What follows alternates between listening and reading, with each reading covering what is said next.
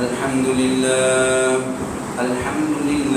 نحمده ونستعينه ونستغفره ونؤمن به ونتوكل عليه ونعوذ بالله من شرور أنفسنا ومن سيئات أعمالنا من يهده الله فلا مضل له ومن يضلل فلا هادي له ونشهد أن لا إله إلا الله وحده لا شريك له ونشهد أن سيدنا وسندنا وحبيبنا وطبيب قلوبنا وأولانا ومولانا محمدا عبده ورسوله الذي أرسله الله تعالى بالحق بشيرا ونذيرا وداعيا إلى الله بإذنه وسراجا وقمرا فقد قال الله تبارك وتعالى في كلامه المجيد وفي فرقانه الحميد أعوذ بالله من الشيطان الرجيم بسم الله الرحمن الرحيم الحج أشهر معلومات فمن فرض فيهن الحج فلا رفث ولا فسوق ولا جدال في الحج وما تفعلوا من خير يعلمه الله وتزودوا فإن خير الزاد التقوى واتقون يا أولي الألباب. وقال النبي صلى الله عليه وسلم أي الأعمال أفضل؟ قال الإيمان بالله ورسوله. قيل ثم ماذا؟ قال جهاد في سبيل الله.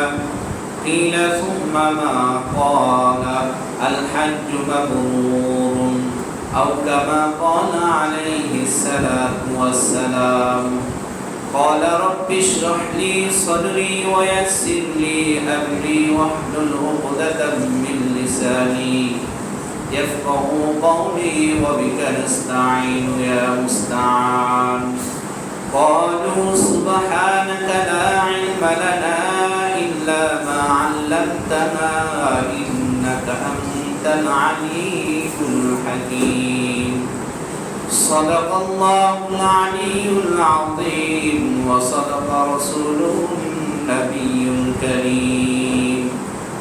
الحمد لله সকল প্রশংসা ওই আল্লাহ সুবহানাহু ওয়া তাআলার জন্য যে আল্লাহ সুবহানাহু ওয়া তাআলা আমাদেরকে দুনিয়াবী সকল প্রকারের কর্মব্যস্ততা কাজকর্মকে পিছনে রাখিয়া মহান আল্লাহ পাকের হুকুম সালাতুল জুমার নামাজ আদায়ের উদ্দেশ্যে আমাদেরকে ঘর থেকে নিয়ে সুস্থ রেখে মহান একটি জায়গা, উত্তম একটি জায়গা, দুনিয়ার মাঝে শ্রেষ্ঠতম জায়গা মসজিদুল মুকাররমে যে আল্লাহ রাব্বুল আলামিন দয়া করে ভালোবেসে অনুগ্রহ করে সব কিছুকে উন্মুক্ত করে আল্লাহ রাব্বুল আলামিন আমাকে আপনাদের সহ কোরআন ও হাদিসের কিছু কথা বলা ও শোনার যে আল্লাহ রাব্বুল আলামিন সুযোগ দান করেন।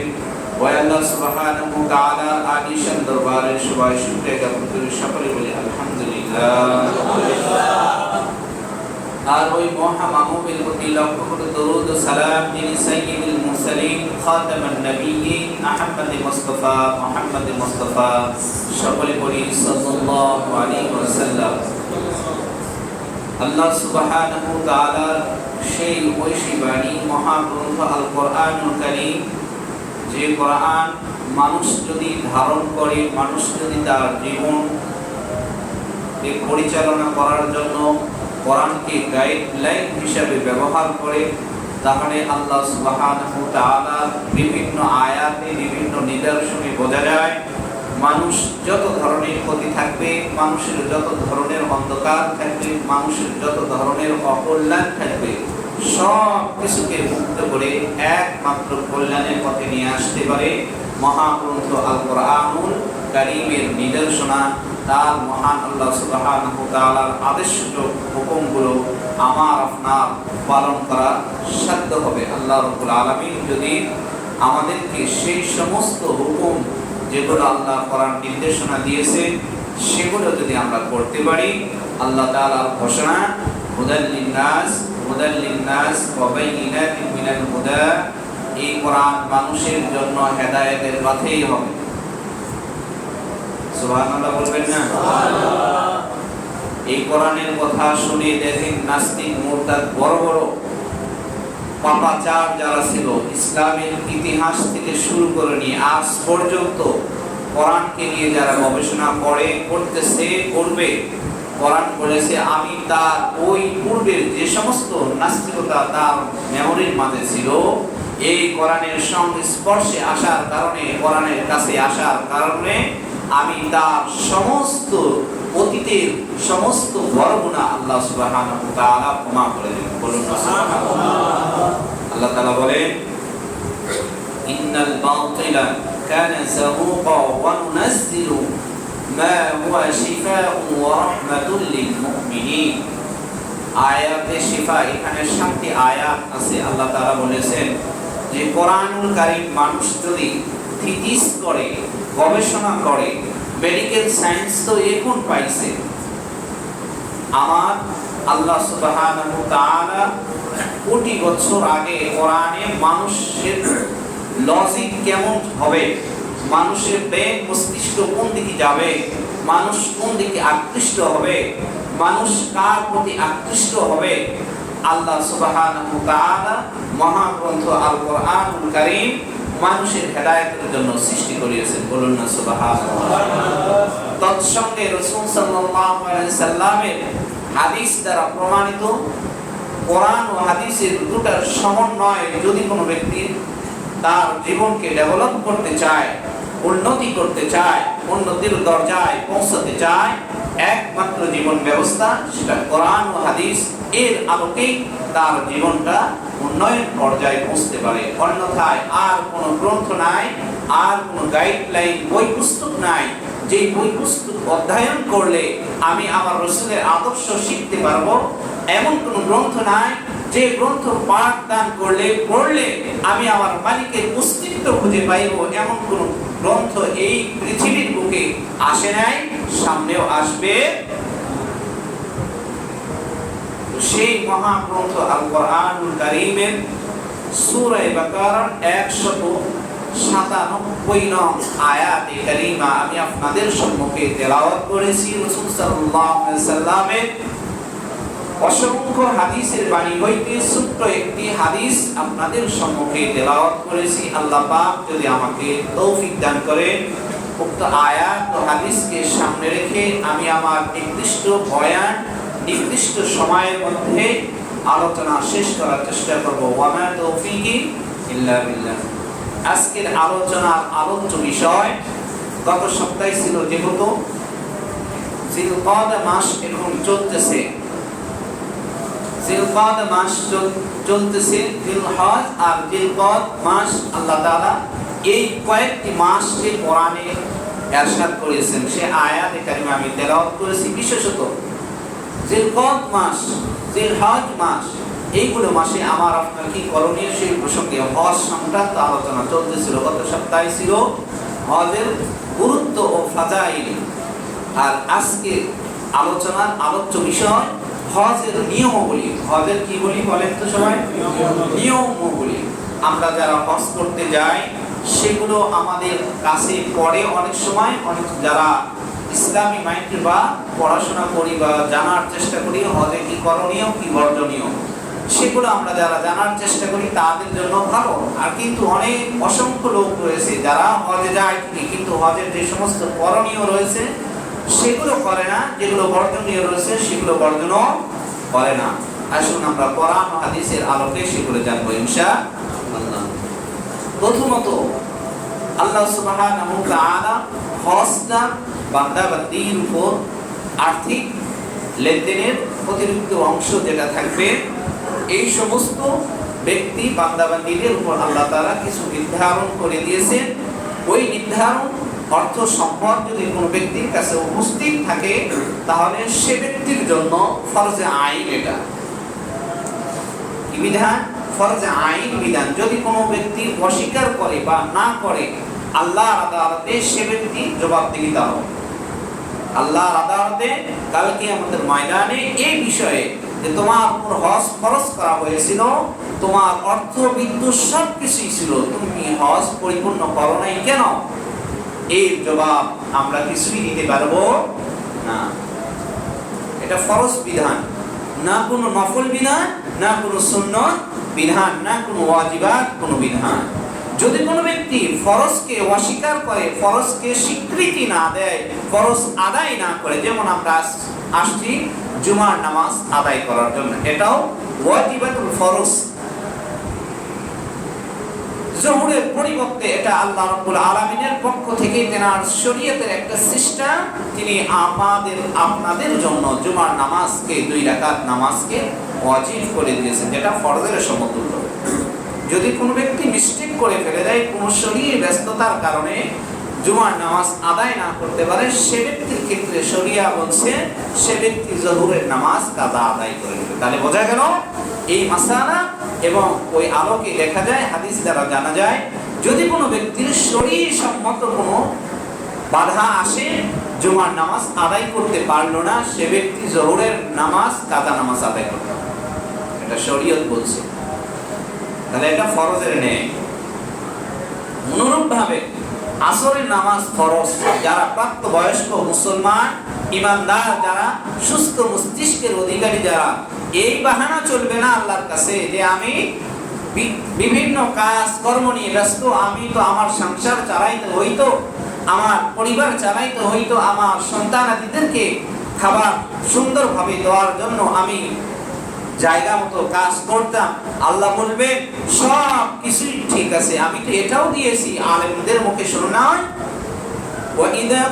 ফাইদা কুদিয়াতিস সালাতু ফান্তাশিরু ফিল আরদ, যখন তুমি কাজে যাবে, কাজের সময় কাজ করবে, যখন কাজ থেকে আযানের ধ্বনি তোমার কানে পৌঁছে যাবে, ফান্তাশিরু ফিল আরদ, নামাজ আদায় করে আবার তুমি ফান্তাশিরু ফিল আরদ, তুমি এই আমার বিশাল বড় জমিন আছে সেই জায়গায় তুমি ছড়িয়ে পড়ো, তোমার রিজিকের জন্য তালাশ করো।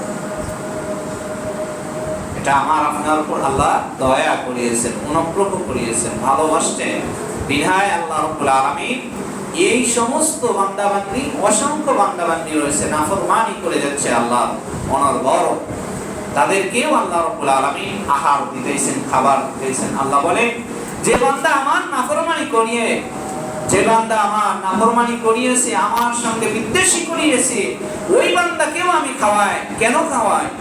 একটা কুকুরকেও আমি খাওয়াই, কুকুরের চাইতে আরো নিম্ন শ্রেণীর যে সমস্ত প্রাণী রয়েছে তাদেরকেও আমি খাবার দিই। আর তুমি আমার বান্দা, তুমি নাফরমানি করিয়েছো, এখন রাত্রি বাজে 12টা, সারাদিন মদের আড্ডায় বিভিন্ন খারাপ জায়গায় তুমি ব্যস্ততা ছিলে, আসছো তুমি এই রাত 12টা বাজে এশারের নামাজ করো নাই, মাগরিবের নামাজ আদায় করো নাই, জোহরের নামাজ আদায় করো নাই, আসরের নামাজ আদায় করো নাই। এই যে আল্লাহ তাআলার ফরজ বিধানগুলো, এই বিধানগুলো আমার আপনার কাছ থেকে চলে যাচ্ছে, ছেড়ে যাচ্ছে, হচ্ছে না, এই বাহানা আর কতদিন দিব, আল্লাহ তাআলা বলবেন তারপরেও আমি তোমাকে উত্তম রিজিকের ব্যবস্থা করে দিয়েছি। যদি তুমি আমার কাছে ফিরে এসে তওবা করো তাহলে আমি তোমার জীবনের গুনাহ খাতা মাফ করে দিব। বান্দা তুমি বুঝো না কেন? আমি তোমাকে জাহান্নামে দেওয়ার জন্য সৃষ্টি করি নাই, আমি তোমাকে আমার দয়ার চাদর দিয়ে ঢেকে নিয়ে জাহান্নামের শাস্তি থেকে মুক্ত করে জান্নাতের যে সমস্ত নাজ নিয়ামত রয়েছে সেই সমস্ত নাজ নিয়ামত আমি আমার বান্দাবান্দিকে দেওয়ার জন্য প্রস্তুত। বলুন না সুবহানাল্লাহ। অথচ আজকে আমরা ফরজ বিধানের প্রতি আমরা অপেক্ষা করি না, অবজ্ঞা করে চলে যাচ্ছি। সম্মানিত সুধী, হজ কাকে বলে? হজ কাকে বলে? সংজ্ঞা, যার পারিভাষিক শব্দ নির্দিষ্ট সময়, নির্দিষ্ট মাসে, 5 জায়গায়, 5 দিনে 9 কাজ করাকে হজ বলা হয়। আমার সাথে বলেন, নির্দিষ্ট মাসে, নির্দিষ্ট সময়ে, নির্দিষ্ট 5টি কাজ, 5 দিনে 9 কাজ করাকে হজ বলা হয়। আপনি যদি এই সমস্ত কাজ না করেন তাহলে কোনোদিন আপনার হজ হবে না। সেখানে শুধু আসা আর যাওয়া হবে, আর সাইনবোর্ড হবে যে প্রত্যেক বছরই সে ব্যক্তি হজ পালন করে, আদায় করে। সে বড় একটা হাজী সাহেব, এই একটা যে মানুষের থেকে বাহবা, এই একটা সাধুবাদ পাবে। আদার্স আল্লাহর আদালতে অন্য কোনো কিছুই পাওয়া যাবে। এরপরে আসি আমরা হজের ফরজ 3টি বিধান রয়েছে। হজের কয়টি বিধান রয়েছে? ফরজ 3টি। সবাই বলেন কয়টি? 3টি। একটু সোজা হয়ে বসুন ভাই। হজের 3টি ফরজ বিধান। কয়টি বিধান?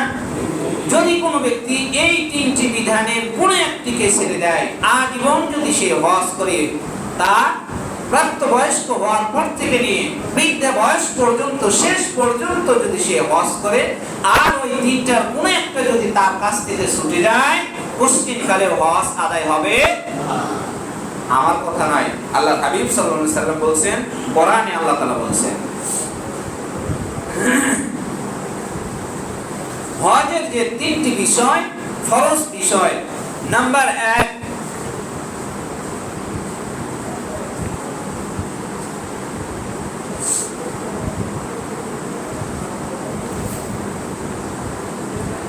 দেখেন, প্রথমতে নিয়ত করা বা ইহরাম বাঁধা। কি করা বলেন? নিয়ত করা বা ইহরাম বাঁধা। যারা হজ করতে যায় বা যাবে, তারা যদি ইহরাম না বাঁধে তাহলে হজ হবে? সবাই বলেন হবে না। পশ্চিমকালেও হবে না। মনে করেন এখানে বাসায় যে কাপড় পরিধান করেছিল, ওই কাপড় পরিধান করেই সে হজের তওয়াফ বা আদার সাইন, সাফা মারওয়া যেগুলো আছে, কাজ যেগুলো আনুষঙ্গিক কাজকর্ম, সেগুলো যদি আদায় করে, ইহরাম বাঁধে নাই, তাহলে পশ্চিমকালেও হজ হবে? সবাই বলেন হবে? হজ হবে না। তাহলে 1 নাম্বার ইহরাম বাঁধা। 2 নাম্বার আরাফাতের ময়দানে অবস্থান করা। আরাফাতের ময়দানে কি করা বলেন? অসংখ্য লোক সমবেত হবে সেই জায়গায়। সেই জায়গায় যদি মনে করেন আমার কষ্ট হচ্ছে, সেই জায়গায় যদি মনে করে কেউ আমার কষ্ট হচ্ছে, আমি সেই জায়গায় বসতে পারবো না, আমি যাইতে পারবো না, এটার কোনো সুযোগ নাই। আরাফাতের ময়দানে অবস্থান করতে হবে।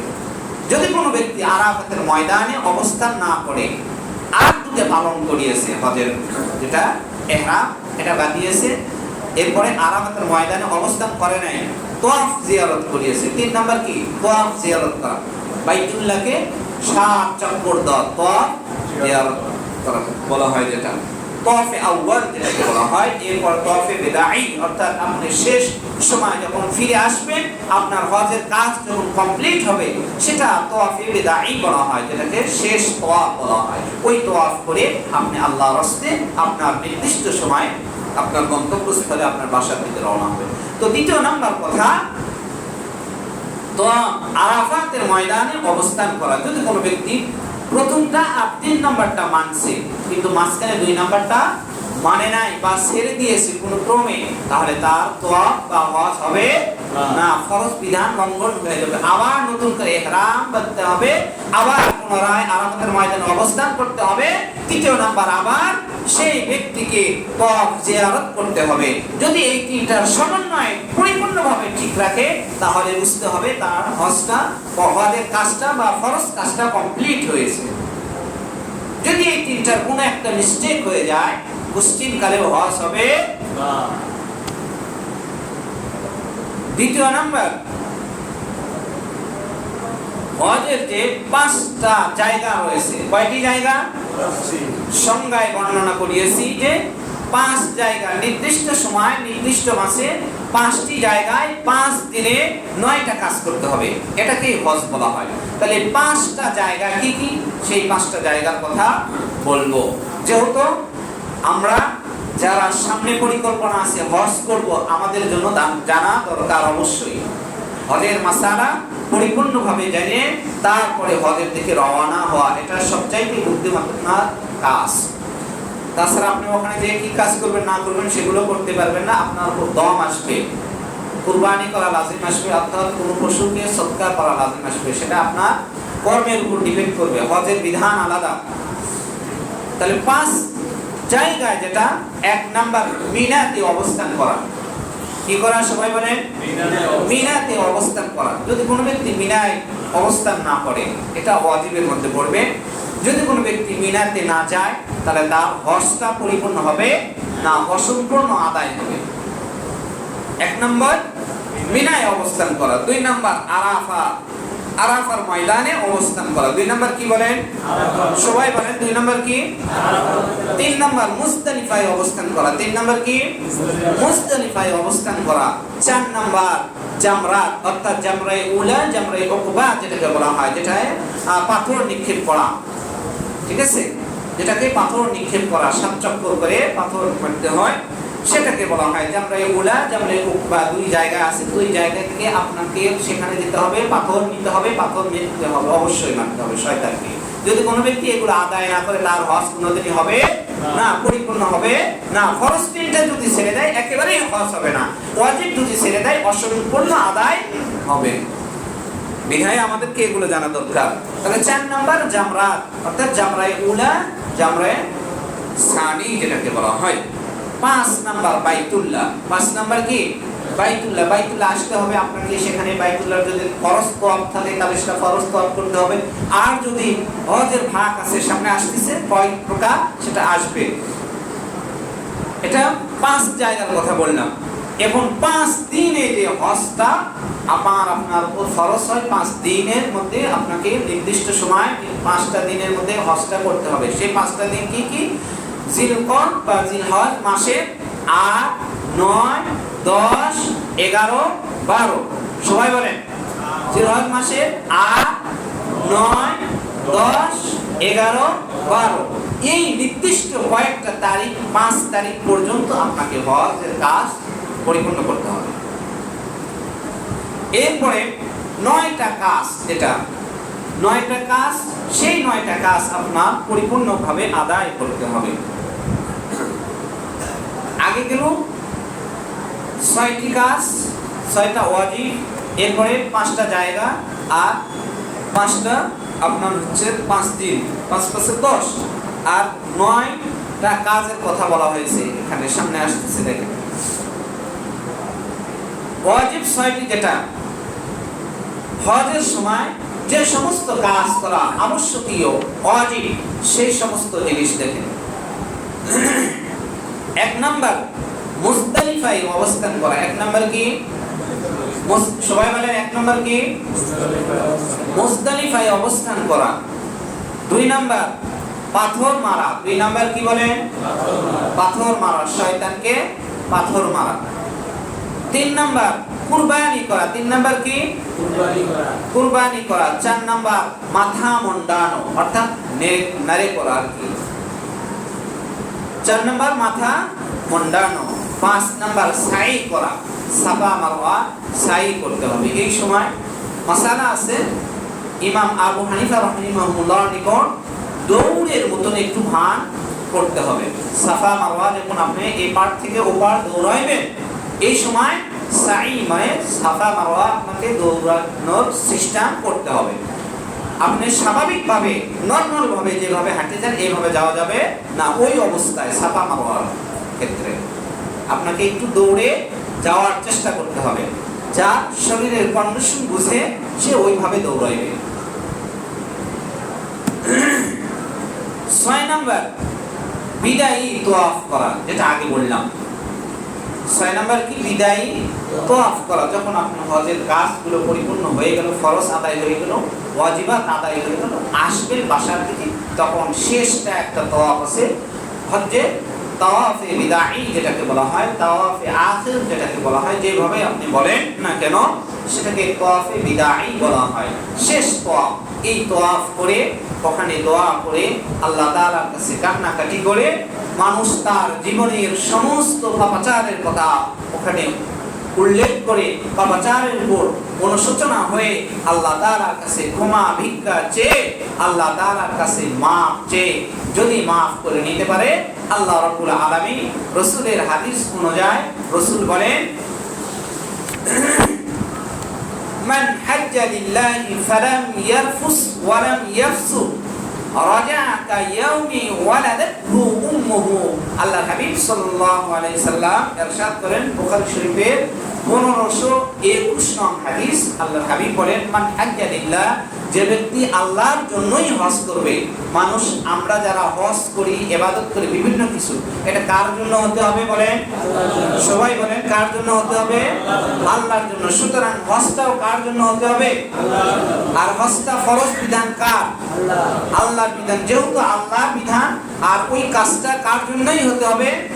আল্লাহর জন্যই। হাবিব আমার আপনার হাবিব, দয়ার নবী, মায়ার নবী, তিনিও তাই বলেন, মান হাজ্জা লিল্লাহ, যে ব্যক্তি হজ করবে লিল্লাহি আল্লাহ তাআলার জন্য, আল্লাহকে রাজি খুশি করার জন্য। আল্লাহর হাবিব বলেন, ফালাম ইয়ারফুস ওয়া লাম ইয়াফসুক, সে ব্যক্তি যদি কোনোদিন আগে যা করিয়েছে সব বাদ, এখনকার কথা ফালাম ইয়ারফুস, সে ব্যক্তি যদি অশ্লীল কথাবার্তা না বলে, ওয়ালাম ইয়াফসুক, এবং খারাপ বেহায়াপনা আগে যেরকম করেছে আর যদি হজ করার পর না করে, আল্লাহর হাবিব বলেন, রাজা'a কায়াউমি, সে ব্যক্তি ওই হজ করে এমন ভাবে নিজের গন্তব্যস্থলে দিকে পৌঁছবে, ওয়ালাদাতহু উম্মুহু, তার মা যেমন নাকি তার বাচ্চাকে নিষ্পাপ হিসেবে দুনিয়াতে মুখ দেখায়, দুনিয়াতে নিষ্পাপ বাচ্চা যখন আসে, সে যখন তার গুনাহ থাকে না, গুনাহর ক্ষমতা নেই, গুনাহ করে নাই, নিষ্পাপ যখন বলা হয়, অনুরূপ ভাবে কোন হাজী সাহেব যখন তার অতীতের গুনাহ কথা স্মরণ করে ওই জায়গা থেকে শিক্ষা নিয়ে জীবন চলবে, আর যদি সকল পাপাচারকে মাইনাস করে দেয়, আল্লাহর হাবিবের ঘোষণা অনুযায়ী আল্লাহ হাবিব বলেন, সে ব্যক্তি ওই মাসুম নিষ্পাপ সমন্বয় বাচ্চার সমতুল্য হইবে। বলুন না সুবহানাল্লাহ। এটা এক নম্বর হাদিস। দ্বিতীয় আরেকটা হাদিসে আল্লাহর হাবিব সাল্লাল্লাহু আলাইহি সাল্লাম, তিরমিজি শরীফের 811 নং হাদিসে আল্লাহর হাবিব বলেন, মান হাজ্জা ফালাম ইয়ারফুস ওয়া লাম ইয়াফসুক গুফিরা লাহু মা তাকদ্দামা মিন যামবিহি। আল্লাহর হাবিব সাল্লাল্লাহু আলাইহি সাল্লাম বলেন, যে ব্যক্তি হজ করলো, ফালাম ইয়ারফুস, ফাহিশা কথাবার্তা বললো না, ওয়া লাম ইয়াফসুক, এবং গুনাহের কাজকর্ম করলো না, গুফিরা লাহু মা তাকদ্দামা মিন যামবিহি, তার জীবনের সমস্ত গুনাহ খাতা আল্লাহ রাব্বুল আলামিন এই হজের ওসিলা করিয়া, তার মনের তাকওয়ার ওসিলা করে আল্লাহ তাআলা তার জীবনের সমস্ত গুনাহ খাতা মাফ করে দিবেন। সুবহানাল্লাহ। এটা আমরা পড়লাম হাদিস অনুপাতে। এখন আসি আমরা আজকের যে আয়াত আমি তেলাওয়াত করেছি, আল্লাহ তাআলা সূরা বাকারার 197 নং আয়াতে কারিমা তেলাওয়াত করেছি। আল্লাহ তাআলা এখানে বলেন, আল হাজ্জু আশহুরুম মা'লুমাত, হজের নির্দিষ্ট কিছু মাস রয়েছে, সেই সময়গুলো, সেই মাস যখন আসবে বান্দাবান্দির উপর আমি হজ ফরজ করেছি, আল্লাহ ফরজ করে দিয়েছেন। ফামান ফারাযা ফীহিন্নাল হাজ্জা, আল্লাহ তাআলা বলেন, যে ব্যক্তির উপর হজ ফরজ করা হয়েছে, ফালা রাফাসা, সে ব্যক্তি যেন কোনো প্রকারের অশ্লীল কথা না বলে, ওয়ালা ফুসুক, এবং বেহায়াপনা, নির্লজ্জপূর্ণ খারাপ অশ্লীল কাজকর্ম বোকাবাজি এগুলো যেন না করে। ওয়ালা জিদালা ফিল হজ, ওয়ালা জিদাল শব্দের অর্থ ঝগড়াঝাটি করা। ওয়ালা জিদালা ফিল হজ, হজের ক্ষেত্রে যেন মানুষের সঙ্গে হজ করতে গিয়েছে, তোয়াফ করার সময়, তোয়াফের সময় তার সামনে কোনো একটা বৃদ্ধা লোক আসছে, তাকে মানে সরে দিয়ে তার সাথে কটু কথা বলে, উচ্চ স্বরে কথা বলে, বিরক্তমূলক কথা বলে, কর্কশ ভাষায় কথা বলে তাকে সরে দেওয়া, এক কথায় মানুষকে কষ্ট জাতীয় কোনো কথা সেই জায়গায় বলা যাবে না। তিনটে পয়েন্ট বললাম। ওয়ালা জিদালা ফিল হজ, মানুষের সঙ্গে তোয়াফ করা অবস্থায়, হজ করা অবস্থায় ঝগড়াঝাটি এমন সময়ও করা যাবে না, তোয়াফের অবস্থায় বিশেষ করে হজের সময় আরো করা যাবে না। ওয়ামা তাফআলু মিন খায়রি ইয়ালামুল্লাহ, আল্লাহ তাআলা বলেন ওয়ামা তাফআলু, তোমরা যা করো বা করবে, মিন খায়রি ইয়ালামুল্লাহ, তোমরা যে সমস্ত ভালো কাজ কর্ম করবে, আল্লাহ তাআলা বলেন ইয়ালামুল্লাহ, আল্লাহ সে সম্পর্কে ভালো জানেন। কে জানেন?